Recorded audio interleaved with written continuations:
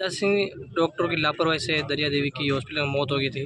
जैसा कि आप सभी को जानकारी है, अभी कुछ ही दिन पूर्व गोहर कतला की एक राजपूत महिला हॉस्पिटल में एडमिट थी और प्रथम दृष्टया ये साफ प्रतीत होता है कि चिकित्सकों की गलती के कारण उनकी जान गई है।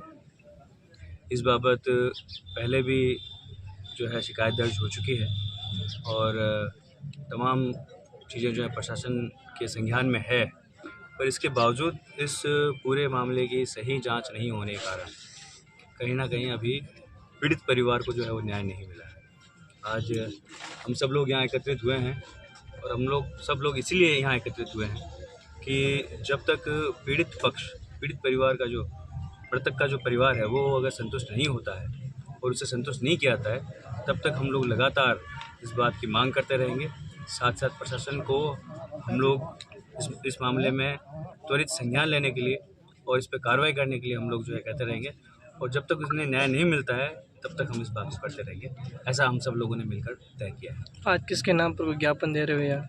आज अभी कलेक्टर साहब के नाम हम लोग ज्ञापन दे रहे हैं और उसमें यही बात लिख रहे हैं कि पीड़ित पक्ष को जो है न्याय मिले और पीड़ित पक्ष इस जांच से संतुष्ट हो और उन्हें संतुष्ट किया जाए कि क्या मामला था, किस तरह से हुआ, किन चीज़ों की कमी रही और ये किस तरह से ये हादसा हुआ, और जिन लोगों ने ये हादसा किया है और उन्हें जो है वो सज़ा मिले और एक यह मामला आने वाले समय के लिए भी एक नज़ीर बनकर सामने आए कि इस तरह की घटना होती है तो उसमें चिकित्सक कहीं भी अपनी लापरवाही ना रखें।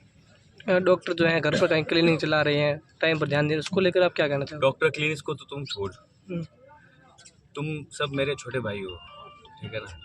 अभी डॉक्टर्स ने इस बात की इतर ये बात कर रहा हूँ, अभी डॉक्टर्स ने तुम सब लोगों को हॉस्पिटल में आने के लिए मना किया। साथ साथ ये भी कहा कि छोटे भैया नेता जो है वो डॉक्टर अस्पताल परिसर में आने नहीं चाहिए। नंबर एक, ये मामला तो मेरा नहीं है कि छोटे भैया कौन है, क्योंकि आज के समय वहाँ घूमने वाले तो सारे भाजपा के विधायकों के चेले हैं और 2 निर्दलीय विधायक हैं उनके चेले हैं।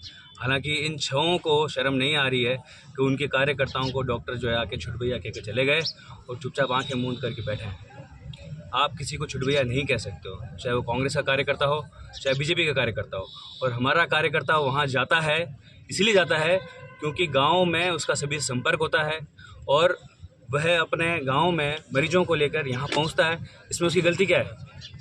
क्या हमारे कार्यकर्ता की गलती है कि वो अपने गांव में लोगों की जनसेवा में लगा हुआ है? कार्यकर्ता का, किसी भी पॉलिटिकल पार्टी का, उसका कार्यकर्ता का पहला फर्ज यही है कि वो अपने गांव के लोगों की, अपने पड़ोस के लोगों की जनसेवा करेगा। और उस जनसेवा के तहत अगर वो हॉस्पिटल में आता है तो उसे डॉक्टर छुट भैया कहेंगे? इतनी हिम्मत है इनकी? क्या समझ रखा है इन्होंने? ये उनके कोई वो मेडिकल कॉलेज का हॉस्टल है जिसे तुम लोग तय करोगे कौन आएगा कौन नहीं आएगा? और कैसे आप किसी पत्रकार को मना कर सकते हो? ये तमाम पत्रकार जो हैं सबसे ज़्यादा मेरे खिलाफ लिखते हैं। आज तक मैंने कभी नहीं कहा किसी पत्रकार को कि वो मेरे ऑफिस में आएगा या नहीं आएगा, या बीजेपी कार्यालय जाएगा नहीं जाएगा, कांग्रेस कार्यालय जाएगा नहीं जाएगा, किसी को नहीं कहा। हमने कभी कहा कि तुम लोग शहर में नहीं दिखोगे, हमारे खिलाफ लिखते हो? कहा कभी तुम्हें? तो कोई भी डॉक्टर कैसे कह सकता है कि तुम लोग अंदर नहीं आ सकते? क्या इतनी हिम्मत डॉक्टर्स कैसे हो गई?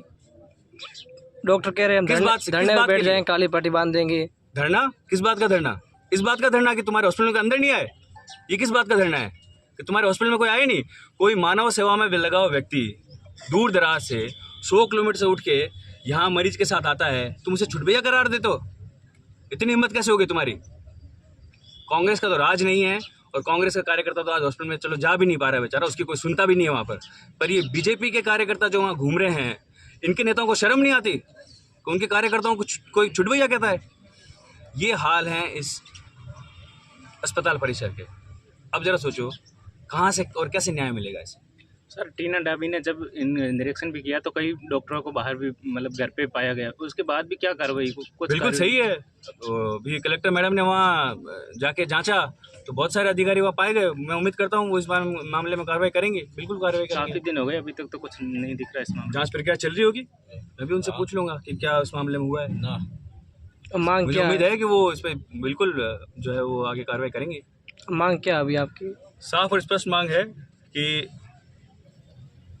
इस पूरे मामले की जो है वो न्यायिक जांच हो, क्योंकि जो डॉक्टर्स ने जांच की उस पर हमें भरोसा नहीं है।